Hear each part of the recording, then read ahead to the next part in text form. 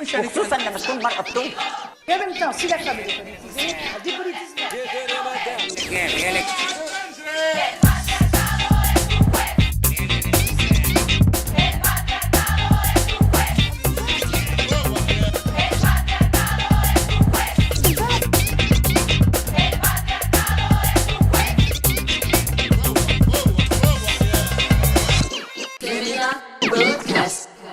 Salam, c'est 3D21 dans la maison. Aujourd'hui, on va parler de rap et plus précisément de la question des femmes dans le rap et des problématiques liées au genre dans le rap. Donc, le podcast sera en français car il y aura beaucoup de références francophones, même s'il sera également question du rap tunisien dans ce podcast. C'est important. J'invite d'ailleurs toutes les connaisseuses et connaisseurs du rap tunisien et arabophone à venir parler de cette question en arabe pour une prochaine session. Donc la première question qu'on va se poser sur cette problématique des femmes dans le rap, c'est pourquoi c'est important que le rap soit confronté à des sujets de société tels que le rapport aux femmes. Donc tout d'abord, le rap c'est un des courants artistiques les plus populaires et les plus accessibles aussi bien par l'écoute que par la production. Donc dans chaque quartier, en Tunisie, dans d'autres pays d'Afrique, en Europe, aux États-Unis, il y a des tas et des tas d'artistes rap. Celui ou celle qui rappe dans un studio professionnel, dans sa chambre, dans la cuisine, ce que tu veux, dans son quartier, dans la rue. Parce que pour rapper, il suffit d'un ordinateur. Pour enregistrer du rap, il suffit d'un ordinateur, d'un micro. Il existe des logiciels d'enregistrement super performants, gratuits. Les instrumentaux sont également disponibles gratuitement par millions, par milliards sur YouTube, SoundCloud, etc. Et on peut être distribué gratuitement aujourd'hui également via les réseaux sociaux. Donc le rap, de par son hyper-popularité, hyper-accessibilité, hyper-viralité, reflète toutes les grandes thématiques de la société, et donc y compris la thématique des femmes et des questions liées au genre. Ok, donc ici on doit se poser la question, pourquoi il est important de parler des femmes et des questions liées au genre dans le rap ? Moi-même, je suis pas du tout spécialiste des questions liées au genre, je suis pas anthropologue du genre ou des genres, mais j'écoute beaucoup de rap, j'écris des textes de rap également, et je m'aperçois que quand j'écris, quand j'écoute, je le fais avec des biais d'homme. J'écoute comme un homme, j'écris comme un homme, avec le point de vue d'un homme. Et notamment quand j'écoute du rap avec une femme, que ce soit une amie, ma cousine, etc., je constate qu'il y a des perceptions qui sont différentes de quand j'écoute avec un ami homme, et donc une personne homme en général. D'ailleurs, j'invite pour une prochaine session également des femmes ou des personnes s'identifiant comme non-binaires, des spécialistes de la question du genre, à venir s'exprimer sur ce sujet, à venir compléter mon propos ou offrir des points de vue complètement différents. Parce que malgré toute l'objectivité que je vais essayer d'avoir dans mon propos, ça restera un propos d'homme qui écoute majoritairement du rap francophone, anglophone, fait par les hommes, même si évidemment j'écoute des artistes femmes dont on va parler davantage dans cette session. Déjà, toute personne qui s'est intéressée au rap de près ou de loin a entendu les réflexions suivantes. Le rap, c'est une musique qui relaye des propos misogynes, c'est une musique macho, il est difficile pour une femme de se faire une place dans le rap en tant qu'artiste ou en tant que professionnel du domaine. Et pour réussir dans le rap, une femme doit être soit vulgaire, soit une bimbo, soit très légère, très festive, ou alors au contraire très masculine et doit quelque sorte renoncer à une part de sa féminité. Fermez les guillemets. Ce qui ressort de ces réflexions, c'est tout d'abord le thème de la sous-représentativité des femmes dans le rap. Et ça, c'est assez indéniable. C'est-à-dire qu'il y a une étude publiée par l'École des hautes études en sciences sociales à Paris qui montre que moins de 5% des albums publiés dans les années 90-2000 l'ont été par des femmes. Donc 5%, 95% l'a été par des hommes. Voilà, c'est indéniable. Les femmes sont sous-représentées dans ce milieu. Les artistes, déjà, femmes sont sous-représentées dans le milieu, c'est un fait. Mais est-ce dissonant par rapport à d'autres milieux artistiques ou même à des fonctions de représentation sociale prestigieuses telles que la culture, la politique ou les domaines scientifiques de pointe?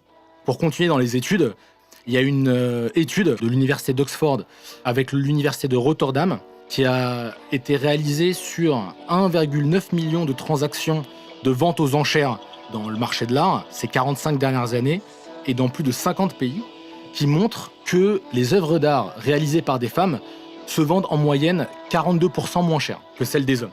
Donc cette sous-représentativité-là, elle n'est pas inhérente au rap. Voilà, c'est une question qui est plus globale.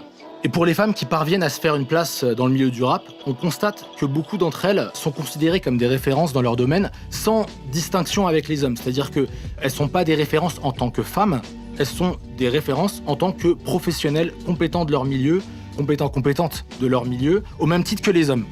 Donc pour les artistes, par exemple, on peut citer Diams, par exemple en France, qui a été la numéro 1 incontestée au début des années 2000 du rap français, que ce soit en termes de vente, en termes de succès d'estime. Kenny Arcana également. Aujourd'hui, on a Lala Ace, qui est une tête d'affiche également dans le rap francophone.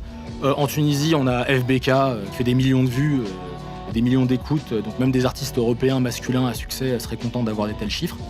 Et aux États-Unis, là, on les compte même plus. Yves, Missy Elliott, Queen Latifah, etc. De toutes les époques.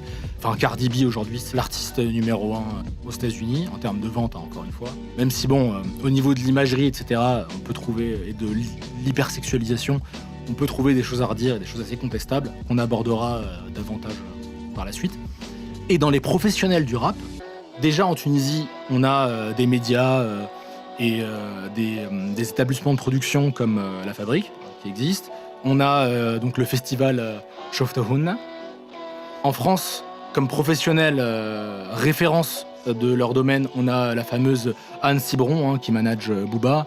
On a Valérie Atlan, qui est une figure du succès du secteur A de la fin des années 90. Donc elle s'occupait de la production du plus grand succès de l'âge d'or, entre guillemets, ou du premier âge d'or du rap français. On a Pauline Duhart chez Def Jam, qui est extrêmement influente, Juliette Fievé avec la Mafia Free, avec l'émission Légendes urbaines sur France 24. Pardon.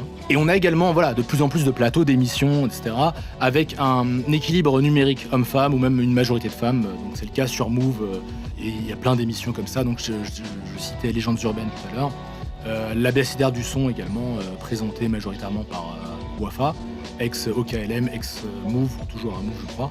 Et aux États-Unis c'est pareil, on ne compte même plus les exemples. Comme dans tous les secteurs, les femmes prennent la place qui leur est due, et l'accessibilité des moyens de production permet également de contourner la domination patriarcale qui peut s'exercer via les voies de financement, les accointances politiques dans les maisons de disques, etc. Ça permet de les contourner, ça permet pas de les gommer, ça permet pas, pas forcément de les réduire, mais ça permet de les contourner.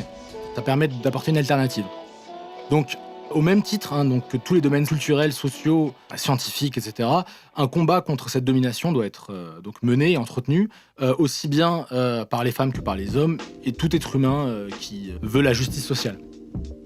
Et justement, donc cette justice sociale, est-ce qu'elle est vraiment véhiculée dans les textes de rap, ou dans les textes de rap, on va dire, mainstream, majoritaires, en termes de capacité de diffusion? Ou au contraire, est-ce que c'est pas majoritairement un réceptacle à contenu misogyne, violent et détournant le rapport homme-femme, à des fins consuméristes, voire libidinales?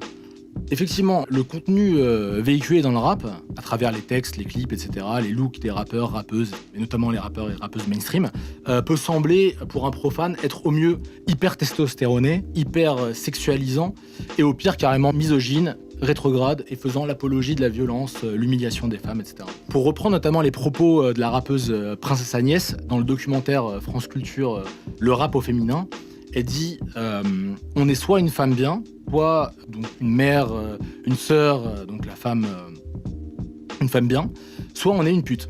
Ici, on a soit une figure sacrée, immaculée, désexualisée, donc par extension déshumanisée, la femme bien, la sœur, soit on associe aux femmes une sexualisation hypertrophiée qui les lègue automatiquement au rang de prostituées. Pas de juste milieu d'un être humain qui vit normalement sa sexualité sans avoir de compte à rendre à personne et sans avoir non plus à être ramené constamment à cette sexualité.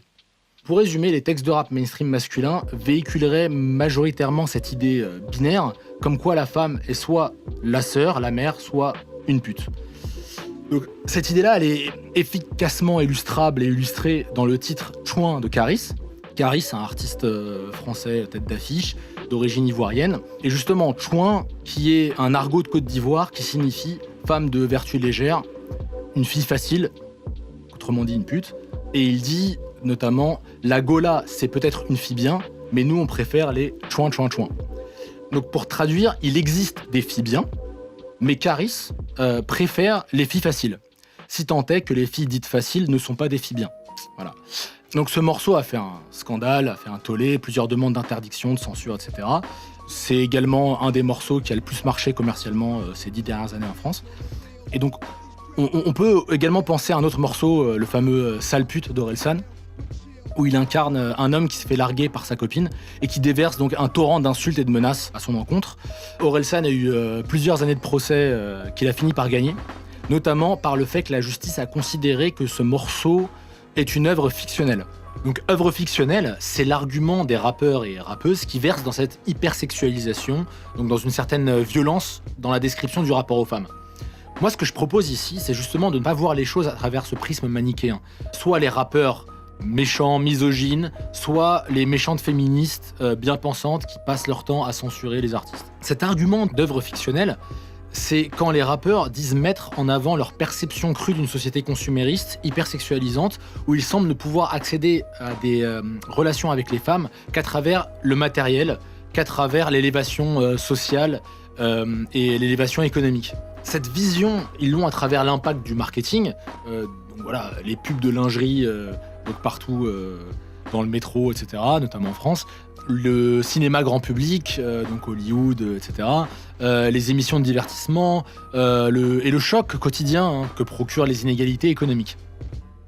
Donc, qui tu vois dans les belles voitures, qui tu vois dans les beaux restaurants et qui tu vois dans le hall en bas de chez toi ou à l'épicerie. Donc les textes de rap, est-ce qu'ils reflètent finalement cette perception ? C'est pas simplement que la crudité donc dans le rapport aux femmes, il est simplement un reflet de cette perception qui, à défaut de refléter une réalité, elle est la photographie à un instant T de ce qui se passe dans la tête de jeunes hommes de quartier populaire. D'ailleurs, si on entre un peu plus dans l'analyse textuelle de Chouin de Caris, on comprend que le morceau parle davantage du renoncement de certains hommes à entretenir un rapport sain avec les femmes. Donc quand Caris dit par exemple « la gola, c'est peut-être une fille bien », ici on a le terme « la gola ». Donc cette fille-là, on parle bien de n'importe quelle fille qui pourrait être une personne avec qui on entretient une relation amoureuse, saine, équilibrée et dans le respect mutuel. On ne parle pas forcément de la mère ou de la sœur. C'est pas une sainte, c'est pas une figure sacrée, c'est une fille lambda, mais avec qui on entretient des relations saines de respect mutuel. Et cette personne-là, voilà, peut prétendre, au même titre que les hommes, à l'épanouissement affectif, sexuel, à la liberté, tout ce qu'on veut. Donc cette fille-là, la fille bien, on lui préfère les chouins car nous sommes imprégnés, prisonniers du rapport matérialiste qu'on a aux choses de la vie, donc y compris notre rapport aux femmes. Ceci est corroboré par les couplets. Donc notamment, je vais citer un passage d'un des couplets de Chouin de Caris. « Mauvais garçon cherche une fille bien, les bons garçons trouvent que des chouins. » Lui se définit comme un mauvais garçon, donc un bad boy, référence à Bad Boy Records, donc le label légendaire new-yorkais de P. Diddy. Donc un mauvais garçon dont l'élévation sociale a permis de s'émanciper de l'urgence matérialiste et d'envisager un rapport de respect mutuel avec les femmes. Un autre passage plus controversé et ambigu, donc je vais le citer, c'est « Elle me regarde, je la regarde, elle sait que j'ai la trique, elle sait que j'ai le fric, j'allume mon joint, je suis fier de moi comme si j'allumais la flamme olympique. » Donc ici, de prime abord, on pourrait interpréter ça comme un déploiement grotesque, décérébré de masculinité et d'arrogance, teinté d'un champ lexical phallique, vulgaire. Moi, personnellement, j'y vois une autre interprétation. Caris admet l'ivresse que peut procurer les rapports de séduction, et notamment quand c'est avec une approche matérialiste, donc le manque de discernement que ça peut procurer, et qui mènerait à la déshumanisation de l'autre. Cela s'illustre par le fait qu'il concède d'être fier d'allumer un joint, activité récréative, banale, à une valeur extrêmement réduite, au même degré qu'un athlète qui allumerait la flamme olympique. Ici, Caris a conscience de son absurdité, de son erreur, et donc de la solitude qui peut exister si on perçoit le rapport aux femmes à travers ces biais de l'hypersexualisation et du matérialisme. C'est pourquoi il est important de se mettre à la place de l'artiste et de son public pour comprendre certaines paroles qui peuvent paraître de prime abord inadmissibles, violentes, et qui en fait contiennent une forme d'introspection, de remise en question et une certaine autodérision. Mais comme on fait preuve d'empathie envers les auteurs de ces propos, il est nécessaire d'avoir de l'empathie pour un public, notamment féminin, qui entend continuellement en rotation des textes les sexualisant parlant de leur anatomie, de violences qui pourraient leur être infligées, avec pour prétexte la métaphore et l'exercice artistique. Encore une fois, c'est à l'échelle de tous les compartiments de la société que cette réflexion doit être menée, donc dans le cinéma, dans la publicité, dans le divertissement, où cette empathie doit être prise en compte, métaphore ou pas métaphore. Donc voilà, moi je voulais exposer les deux facettes de cette question sans pour autant donner une conclusion définitive, mais simplement voir la question du rap et des femmes sous différents points de vue, non exhaustifs. Il y a sûrement des millions d'autres points de vue que j'ai pas exposés. Donc vous trouverez les sources que je viens de citer en description de ce podcast, les différentes études, les documentaires, le morceau de Chouin de Caris, enfin morceau choisi. Et donc voilà, je vous remercie pour votre attention. C'était Triple D, bientôt dans vos villes. Sparrow Sparrow.